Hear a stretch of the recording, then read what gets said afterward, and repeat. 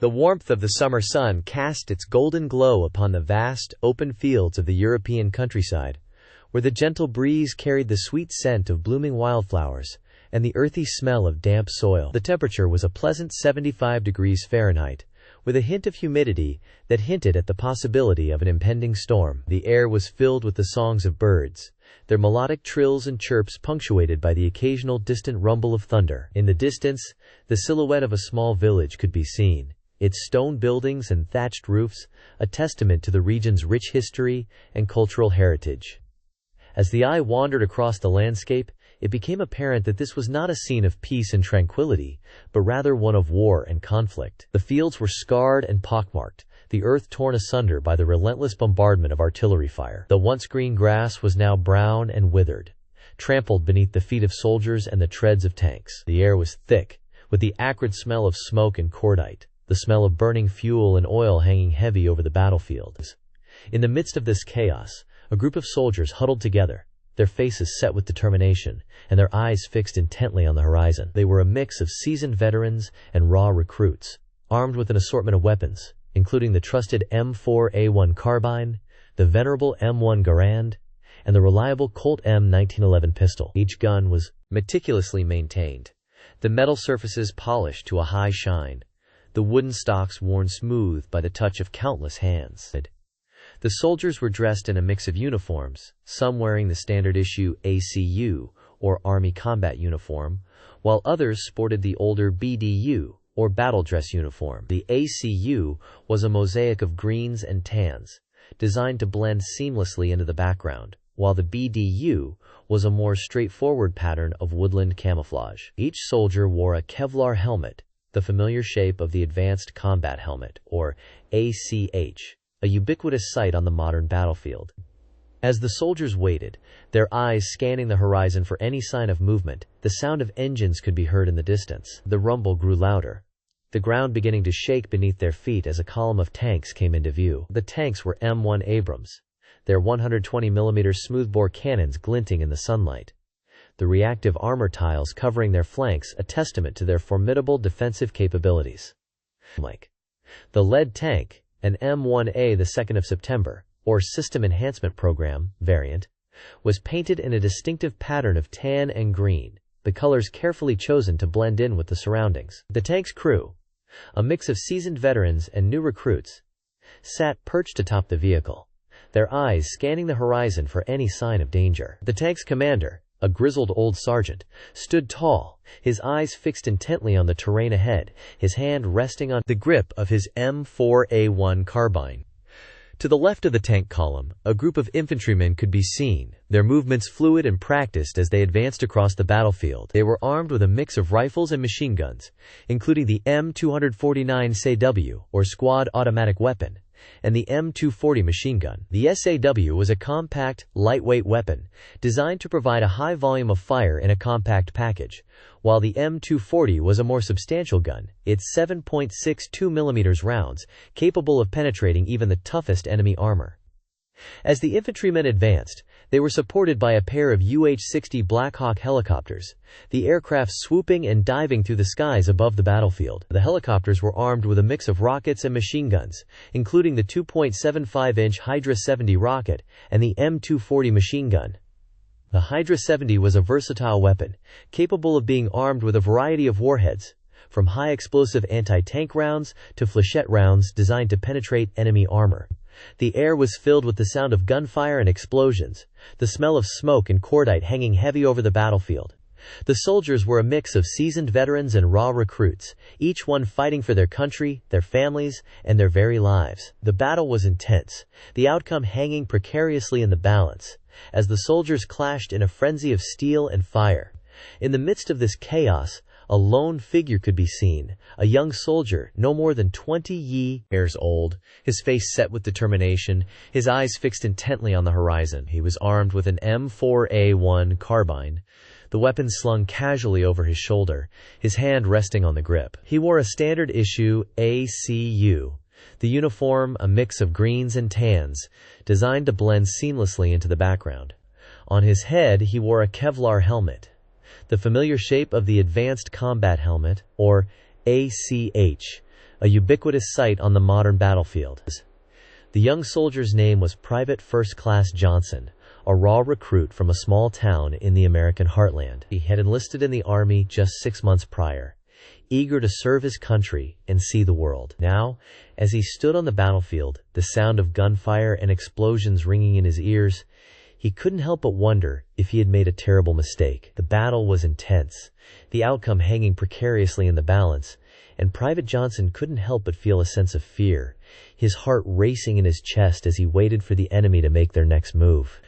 As the battle raged on, the sound of gunfire and explosions grew louder, the smell of smoke and cordite hanging heavy over the battlefield. The soldiers were a mix of seasoned veterans and raw recruits, each one fighting for their country, their families, and their very lives. The outcome was far from certain, the enemy a formidable foe, but one thing was clear.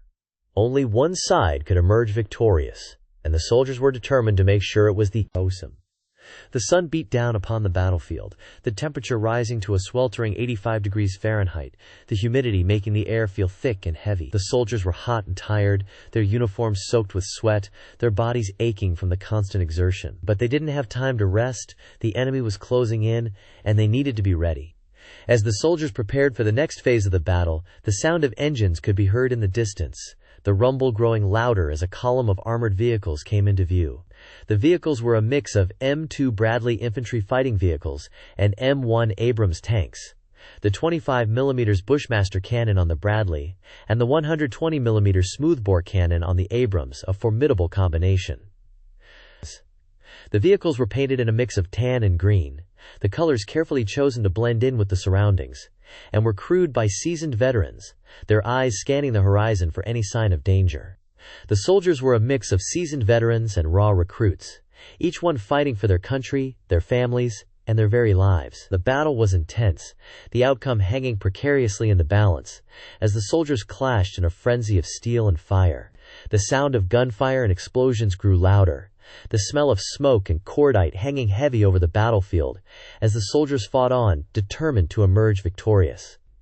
As the battle raged on, the soldiers began to take casualties, the sound of gunfire and explosions growing more intense, the smell of smoke and cordite hanging heavy over the battlefield. The medics rushed to tend to the wounded, their faces set with determination, their hands moving swiftly and surely as they worked to save the lives of their comrades. The soldiers were a mix of seasoned veterans and raw recruits, each one fighting for their country, their families, and their very lives, and they would stop at nothing to emerge victorious. The sun beat down upon the battlefield, the temperature rising to a sweltering 90 degrees Fahrenheit, the humidity making the air feel thick and heavy. The soldiers were hot and tired, their uniforms soaked with sweat, their bodies aching from the constant exertion. But they didn't have time to rest, the enemy was closing in, and they needed to be ready. As the soldiers prepared for the next phase of the battle, the sound of artillery fire could be heard in the distance, the rumble growing louder as a barrage of shells came crashing down upon the enemy's position. The artillery was a mix of M109A6 Paladin howitzers and M777A two-toed howitzers, the 155mm rounds capable of penetrating even the toughest enemy armor. The guns were crewed by seasoned veterans, their eyes scanning the horizon for any sign of danger, their hands moving swiftly and surely as they worked to bring the guns to bear on the enemy. The battle was intense, the outcome hanging precariously in the balance, as the soldiers clashed in a frenzy of steel and fire. The sound of gunfire and explosions grew louder, the smell of smoke and cordite hanging heavy over the battlefield, as the soldiers fought on, determined to emerge victorious. The soldiers were a mix of seasoned veterans and raw recruits, each one fighting for their country, their families, and their very lives, and they would stop at nothing to emerge victorious. As the battle raged on, the soldiers began to gain the upper hand, the enemy beginning to falter and fall back. The soldiers were a mix of seasoned veterans and raw recruits, each one fighting for their country, their families, and their very lives, and they would stop at nothing to emerge victorious. The sound of gunfire and explosions grew louder, the smell of smoke and cordite hanging heavy over the battlefield, as the soldiers fought on, determined to emerge victorious. The sun beat down upon the battlefield, the temperature rising to a sweltering 95 degrees Fahrenheit, the humidity making the air feel thick and heavy. The soldiers were hot and tired, their uniforms soaked with sweat, their bodies aching from the constant exertion. But they didn't have time to rest, The enemy was still out there, and they needed to be ready. As the soldiers prepared for the next phase of the battle, the sound of engines could be heard in the distance, the rumble growing louder as a column of armored vehicles came into view. The vehicles were a mix of M2 Bradley infantry fighting vehicles and M1 Abrams tanks, the 25mm Bushmaster cannon on the Bradley, and the 120mm smoothbore cannon on the Abrams, a formidable combination. The vehicles were painted in a mix of tan and green, the colors carefully chosen to blend in with the surroundings, and were crewed by seasoned veterans, their eyes scanning the horizon for any sign of danger.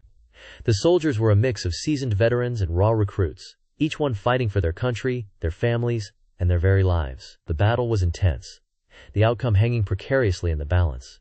As the soldiers clashed in a frenzy of steel and fire, the sound of gunfire and explosions grew louder, the smell of smoke and cordite hanging heavy over the battlefield, as the soldiers fought on, determined to emerge victorious. As the battle raged on, the soldiers began to take the fight to the enemy, the sound of gunfire and explosions growing more intense, the smell of smoke and cordite hanging heavy over the battlefield. The soldiers were a mix of seasoned veterans and raw recruits, each one fighting for their country, their families, and their very lives, and they would stop at nothing to emerge victorious. The outcome was far from certain, the enemy a formidable foe, but one thing was clear: only one side could emerge victorious, and the soldiers were determined to make sure it was them. As the sun rose over the battlefield, the commander of the infantry division, General Jameson, stood atop a hill, gazing out at the expansive landscape before him. He knew that key to success lay in the precise execution of his battle plan, which relied heavily on the clever manipulation of terrain and the utilization of combined arms warfare. The enemy lines, bolstered by reinforced artillery positions and layers of barbed wire, stretched across the valley below, presenting a formidable obstacle to the advancing troops. The initial phase of the assault would be led by the 1st Battalion, which would advance in a series of carefully coordinated bounds, utilizing the natural cover provided by the undulating hills and shallow depressions to minimize exposure to the withering enemy fire. As the battalion moved forward, the 2nd Battalion would provide suppressive fire from fixed positions, pinning down the enemy and preventing them from maneuvering to counter the advancing troops. This tactic, known as fire and movement, would allow the 1st Battalion to close with the enemy while minimizing their own casualties. Meanwhile, the 3rd Battalion, held in reserve, would be poised to exploit any weakness that developed in the enemy lines, providing a decisive blow to shatter the enemy's defenses and create a breach through which the remaining troops could pour. This reserve force would be positioned in a concealed location, protected from the enemy's observation and fire, and would be prepared to move rapidly to reinforce the advancing battalions or to capitalize on any unexpected opportunity that arose. To the left flank, the 1st Squadron of Cavalry would execute a wide, sweeping maneuver, aiming to outflank the enemy's positions and strike at their vulnerable rear areas. This bold maneuver would be supported by a detachment of engineers, who would work tirelessly to clear a path through the dense thicket of barbed wire and other obstacles that protected the enemy's flanks. As the cavalry approached the enemy's lines, they would be preceded by a screen of scouts, who would provide critical intelligence on the enemy's dispositions and movements, allowing the cavalry commander to adjust his plan accordingly. On the right flank, the 2nd Squadron of Cavalry would execute a similar maneuver, aiming to pin down the enemy's reserve forces and prevent them from reinforcing their hard-pressed comrades. This would be achieved through a series of rapid, aggressive probes, which would test the enemy's defenses and create opportunities for the infantry to exploit. As the cavalry advanced, they would be supported by a battery of horse artillery, which would provide rapid, responsive fire to suppress the enemy's artillery and allow the cavalry to operate with greater freedom. As the battle unfolded, General Jameson would maintain a close watch on the developing situation, using his staff to gather and analyze intelligence from across the battlefield. This would enable him to make informed decisions, adjusting his plan as necessary to respond to the changing circumstances of the battle. The general's headquarters would be positioned in a central location, allowing him to communicate rapidly with his subordinate commanders and to issue orders and instructions as the need arose. At the heart of the battlefield, the 1st Battalion would continue to push forward, using their combined arms teams to overcome the enemy's defenses. These teams, comprising infantry, machine guns, and mortar sections, would work together in a finely tuned symphony, each element supporting and reinforcing the others as they advanced. The infantry would provide the backbone of the team, using their rifles and bayonets to close with the enemy and engage them in fierce, intimate combat. The machine guns would provide a withering field of fire, pinning down the enemy and preventing them from maneuvering or escaping. The mortar sections would add their weight to the battle, dropping high explosive bombs onto the enemy's positions and creating breaches in their defenses. As the battle raged on, the 2nd Battalion would begin to move forward, passing through the lines of the 1st Battalion and continuing the advance. This would be a complex and difficult maneuver, requiring careful coordination and control to ensure that the relieving troops did not become tangled with the exhausted troops they were replacing. The battalion commander would need to exercise close control, using his company commanders and platoon leaders to guide the troops forward and ensure that the momentum of the attack was maintained. To the rear, the 3rd Battalion would remain poised, waiting for the signal to move forward and exploit the breach that had been created in the enemy's lines. This would be the decisive moment of the battle, as the fresh troops poured forward, aiming to crush the enemy's resistance and secure a decisive victory. The battalion commander would need to be prepared to adapt his plan, responding to the changing circumstances of the battle and seizing any opportunity that arose to strike a blow at the enemy's heart. As the day wore on, the battle would reach its climax, with all 3 battalions engaged and the enemy's defenses beginning to crumble. The commander of the infantry division, General Jameson, would stand at the center of the maelstrom, directing his troops and guiding the battle towards its ultimate conclusion. The outcome would be far from certain, as the enemy fought tenaciously to maintain their positions, and the advancing troops struggled to overcome the formidable obstacles that lay before them. Yet, through the clever use of tactics and the bravery of his troops, General Jameson would ultimately secure a hard-won victory, shattering the enemy's defenses and opening the door to a deeper advance into enemy territory. As the sun rose over the horizon on that fateful day, the Allied forces were gearing up for a massive assault on the enemy's stronghold. The air was thick with tension, and the smell of gunpowder hung heavy over the landscape. The soldiers, a mix of seasoned veterans and green recruits, were busy loading their rifles, checking their gear, and preparing for the chaos that was about to unfold. In the distance, the sound of artillery fire echoed through the valleys, a constant reminder of the enemy's presence. The Allied commander, a grizzled old general with a no-nonsense attitude, stood atop a hill, binoculars in hand, surveying the battlefield. He knew that the key to victory lay in the ability to outmaneuver the enemy, to catch them off guard and exploit their weaknesses. The general's eyes narrowed as he gazed out at the enemy's defenses, a complex network of trenches, bunkers, and barbed wire. He knew that breaching those defenses would be no easy task, but he was confident in the abilities of his troops. They had been trained to fight, to adapt, and to overcome. As the general continued to survey the battlefield, his attention was drawn to the enemy's artillery emplacements. He knew that taking out those guns would be crucial to the success of the mission. He called for his artillery officer, a young captain with a penchant for math and a keen eye for strategy.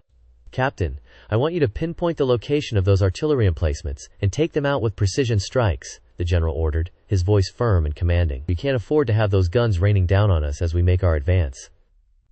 The captain nodded, his eyes scanning the horizon as he worked to calculate the trajectory of the enemy's guns. He knew that it wouldn't be an easy task, but he was determined to get the job done. He called for his team, a group of skilled gunners and technicians, and together they set to work. Meanwhile, the infantry units were preparing to move out, their rifles at the ready. They knew that they would be facing fierce resistance, but they were undaunted. They had been trained to fight, to push forward no matter what obstacles lay in their path.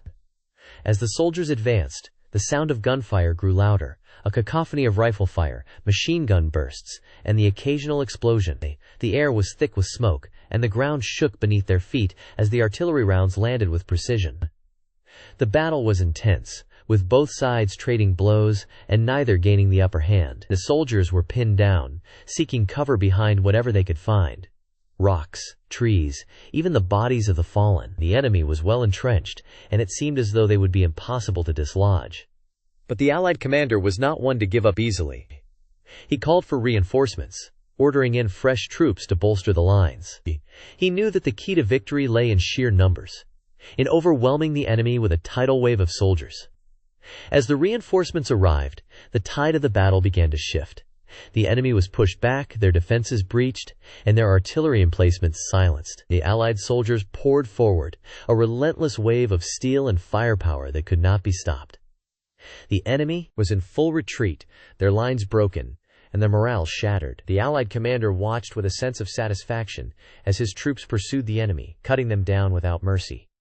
But the battle was far from over. The enemy still had plenty of fight left in them, and they were determined to make the Allies pay for every inch of ground. The soldiers were exhausted, their bodies battered and bruised, but they pressed on, driven by a fierce determination to emerge victorious. As the sun began to set on the battlefield, the Allied commander called for a pause, a brief respite from the fighting. His soldiers were spent, their ammunition running low, and their bodies crying out for rest. But he knew that they couldn't afford to stop now, not when the enemy was on the ropes. "Dig in, men," he ordered, his voice carrying across the battlefield.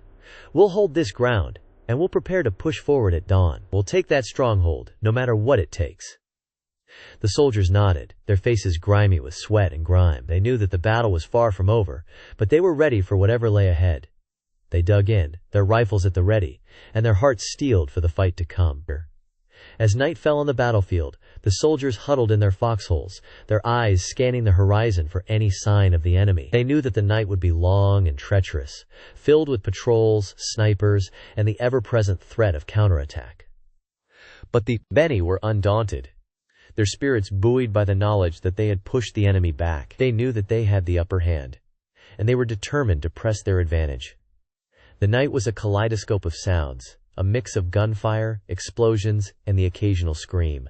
The soldiers were on edge, their nerves frayed, and their bodies tense, but they held their ground, refusing to yield to the enemy's pressure. As the first light of dawn crept over the horizon, the soldiers prepared to move out once more. They knew that the day would be filled with danger, but they were ready. They had been trained to fight, to overcome, and to emerge victorious. The battle would rage on, a chaotic melee of gunfire, explosions, and hand-to-hand combat. But the Allied commander was confident, his soldiers buoyed by their successes of the previous day. They would take that stronghold, no matter what it took. The enemy, however, was not yet defeated. They had retreated to their stronghold, a fortified complex of bunkers, trenches, and walls. They were determined to hold out, to make the Allies pay for every inch of ground. The stage was set for a final, brutal confrontation. The soldiers would have to fight their way through the enemy's defenses, using every trick in the book to outmaneuver and outgun them. It would be a battle for the ages, a clash of steel and firepower that would decide the fate of the war. The artillery officer, the young captain, was busy plotting the enemy's defenses, searching for weaknesses and vulnerabilities. He knew that the key to victory lay in precision, in pinpointing the enemy's strong points and taking them out with surgical strikes. He called for his team, a group of skilled gunners and technicians, and together they set to work. They plotted the enemy's defenses, using maps, aerial reconnaissance, and intelligence reports to build a detailed picture of the battlefield. The captain's eyes narrowed as he studied the maps, his mind working overtime to identify the best targets. He knew that the enemy's stronghold was a formidable fortress, but he was confident that his team could breach its defenses. "We'll need to take out their command center," he said, his voice firm and commanding. "That's where the enemy's leadership is located, and if we can take them out, we can disrupt their command structure and gain a decisive advantage." The team nodded, their faces set with determination. They knew that the task would be difficult, but they were ready for the challenge. They set to work, plotting the trajectory of their guns, calculating the exact moment to strike. As the sun rose over the battlefield, the artillery team was ready. They had pinpointed the enemy's command center, a heavily fortified bunker deep within the stronghold. They had calculated the exact trajectory of their guns, and they were confident that they could take out the target with precision. The captain gave the order, his voice firm and commanding. The guns erupted, a deafening roar of firepower that shook the very foundations of the earth. The enemy's command center was hit, a direct strike that sent shockwaves through the stronghold. The enemy was reeling, their command structure disrupted, and their leadership in disarray. The Allied soldiers poured forward, a relentless wave of steel and firepower that could not be stopped. They breached the enemy's defenses, pouring into the stronghold like a tidal wave.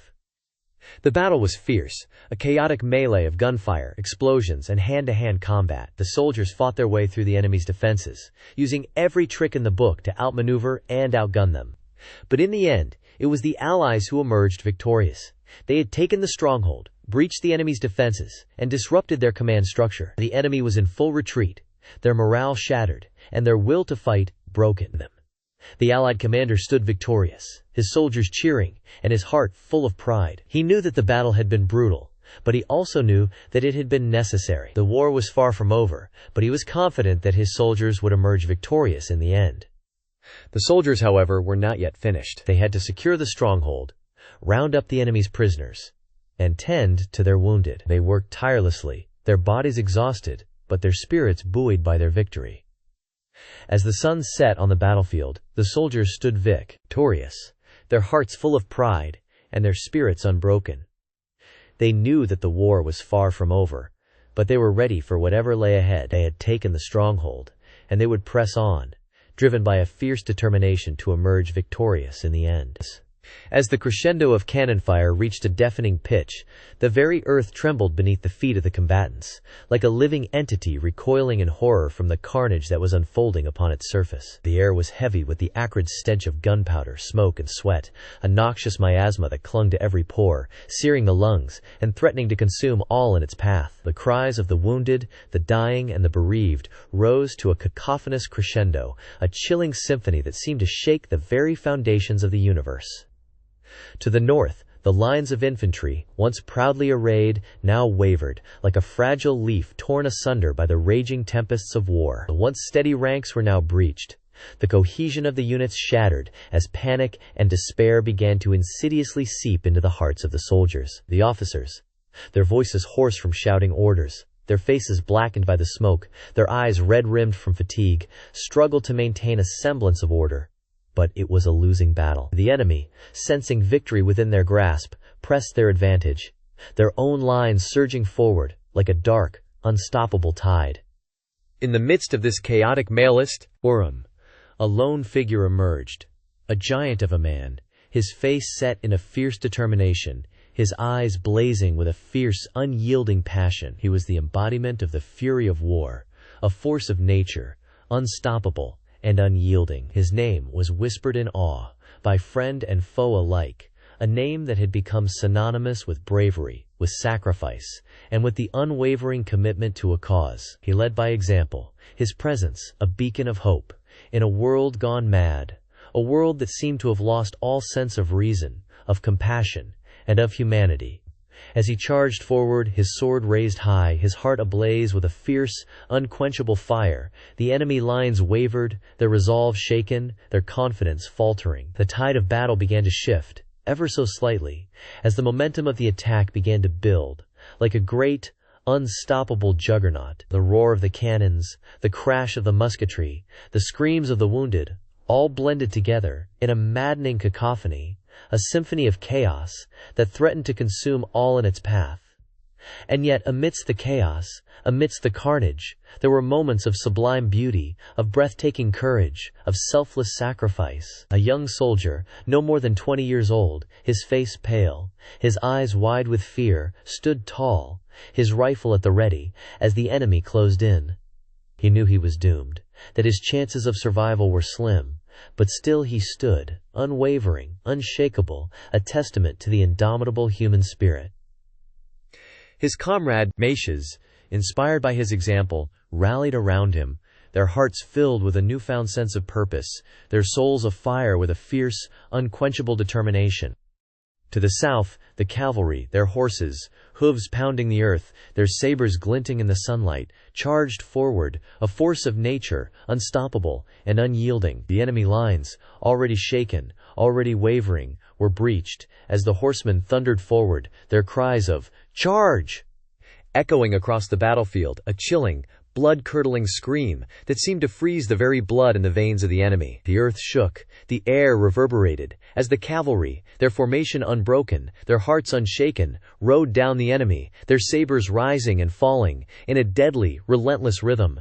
The battle raged on, the outcome far from certain, as the two armies clashed, in a frenzy of steel and fire and blood. The cries of the wounded, the dying, and the bereaved rose to a deafening crescendo, a chilling symphony that seemed to shake the very foundations of the universe. The earth was scorched, the air was thick with smoke, and the very fabric of reality seemed to be torn asunder, as the two armies struggled, for supremacy, for survival, for the very future of humanity. And yet, amidst the chaos, amidst the carnage, there were moments of sublime beauty, of breathtaking courage, of selfless sacrifice. A soldier, his leg shattered, his body broken, his spirit unshaken, crawled forward, his maces fixed on the enemy lines, his heart ablaze with a fierce, unquenchable fire. He knew he was doomed, that his chances of survival were slim, but still he crawled, unwavering, unshakable, a testament to the indomitable human spirit. His comrades, inspired by his example, rallied around him, their hearts filled with a newfound sense of purpose, their souls afire with a fierce, unquenchable determination. The battle raged on, the outcome far from certain, as the two armies clashed, in a frenzy of steel and fire and blood. The cries of the wounded, the dying, and the bereaved rose to a deafening crescendo, a chilling symphony that seemed to shake the very foundations of the universe. The earth was scorched, the air was thick with smoke, and the very fabric of reality seemed to be torn asunder as the two armies struggled for supremacy, for survival, for the very future of humanity. The clock ticked on, each second an eternity, each moment a lifetime, as the fate of the world hung in the balance, precariously poised, like a delicate, golden scales, weighing the outcome of the battle, of the war, of the very future of humanity. The once pristine landscape was now a desolate expanse of rubble and ash, the air thick with the acrid smell of smoke and the stench of death.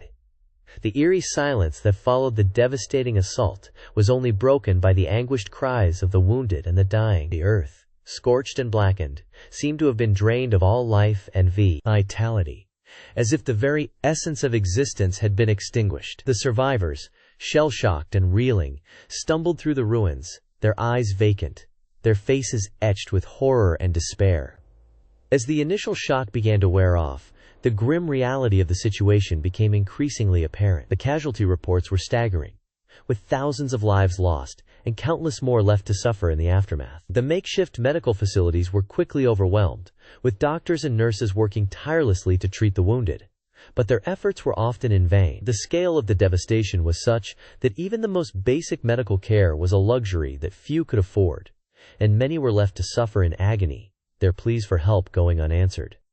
Among the survivors there were stories of incredible bravery and selflessness, of individuals who had risked everything to save others, even in the face of overwhelming danger. One such story was that of a young soldier, no more than 20 years old, who had shielded his comrades from the full force of the blast, sacrificing his own life to save theirs. His body, torn and battered, was found in the rubble, his eyes frozen in a permanent stare, his face a mask of courage and determination.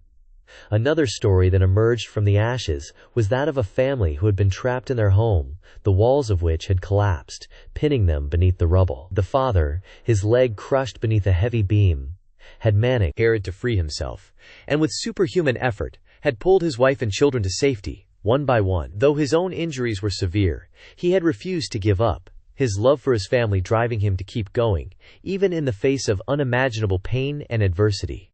As the hours turned into days, the survivors began to organize themselves, forming small communities that banded together to support each other. They scavenged what they could from the ruins, salvaging food, water, and medical supplies, and worked together to create makeshift shelters, using whatever materials they could find to construct crude but effective barriers against the elements. Despite the overwhelming sense of loss and grief, there was a growing determination to rebuild, to create something new from the ashes of the old.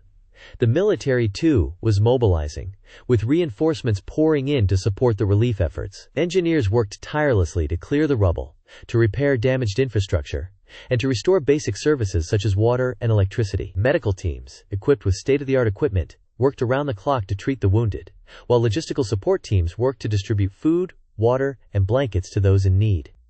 As the days turned into weeks, the city began to take on a new shape, with temporary buildings and shelters springing up to house the displaced. The sounds of hammers and saws, of drilling and excavation, filled the air, as a new city began to rise from the ashes of the old. Though the road to recovery would be long and arduous, there was a growing sense of hope, a sense that, even in the darkest of times, there was always a way forward, always a chance to rebuild and to start anew.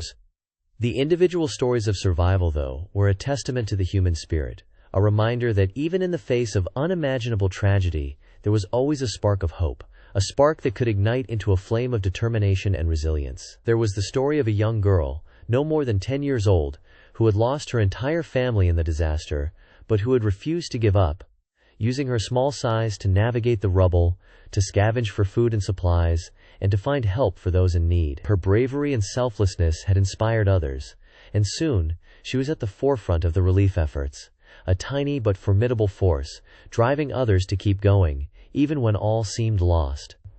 And then, there was the story of a former soldier, who had lost his leg in the disaster, but who had used his military training to help others, to organize the relief efforts, and to provide support to those in need. His sense of purpose, his sense of duty, had driven him to keep going, even when his own body had been broken, and his spirit had been shaken to the core. As the city began to heal, as the survivors began to rebuild, there was a growing sense of pride, a sense of accomplishment, that came from knowing that they had faced the unimaginable, and had emerged, scarred but unbroken. The city would never be the same, but it would rise again, stronger, more resilient, and more determined than ever before. The fall had been devastating, but it had also been a catalyst for change, a reminder that even in the darkest of times, there was always a way forward, always a chance to rebuild and to start anew. As we conclude our exhaustive examination of the multifaceted and intricate dynamics that have shaped the world, it is essential to delve into the long-term geopolitical implications of the events that have transpired. The repercussions of these occurrences have been far-reaching, influencing the trajectory of nations, international relations, and the global balance of power. The complex interplay of political, economic, and social factors has given rise to a geopolitical landscape that is at once dynamic and fragile. One of the most significant consequences of these events has been the emergence of new global powers, which have challenged the dominance of established nations. This shift in the balance of power has led to a re-evaluation of alliances, with countries seeking to forge new partnerships and strengthen existing ones. The rise of nationalism and protectionism has also become a prominent feature of the modern geopolitical landscape, as nations seek to assert their interests and protect their sovereignty. The impact of these developments on international relations has been profound. The rules-based international order, which has underpinned global stability and cooperation since the end of World War II, is facing significant challenges. The increasing assertiveness of emerging powers, combined with the growing trend of nationalism and protectionism, has raised concerns about the future of global governance and the ability of nations to work together to address common challenges. Furthermore, the long-term consequences of these events will have a lasting impact on global security. The proliferation of advanced technologies, such as artificial intelligence and cybersecurity, has created new vulnerabilities and risks. The increasing importance of non-state actors, including terrorist organizations and cybercriminals, has also highlighted the need for a more comprehensive and nuanced approach to global security. In addition to these geopolitical implications, it is also essential to consider the human cost of these events. The displacement of populations, the destruction of infrastructure, and the loss of life have all had a profound impact on individuals and communities. The psychological trauma and social unrest that have resulted from these events will take years to overcome, and it is crucial that the international community provide support and assistance to those affected. As we reflect on the legacy of these events, it is clear that the world is at a crossroads. The choices that nations make in the coming years will have a profound impact on the future of global stability and cooperation. It is essential that leaders prioritize diplomacy, dialogue, and cooperation, and that they work together to address the complex challenges that face the world. In conclusion, the long-term geopolitical impact of these events has been significant, and it will continue to shape the world for years to come. As we move forward, it is essential that we prioritize a deep understanding of the complex dynamics that are at play, and that we work towards creating a more just, equitable, and peaceful world. As the ancient Greek philosopher Heraclitus once said, "No man ever steps in the same river twice, for it's not the same river, and he's not the same man." This quote highlights the dynamic and ever-changing nature of the world, and the importance of being adaptable and resilient in the face of uncertainty. As we bring this series to a close, I would like to thank you for joining me on this journey through the complex and fascinating world of military history. If you have enjoyed this series, please subscribe to our channel for more in-depth analysis and commentary on the most significant events in military history. By subscribing, you will gain access to a wide range of content, including documentaries, interviews, and lectures, all designed to provide you with a deeper understanding of the world and its complexities. So please subscribe now and join us as we continue to explore the intricate and fascinating world of military history.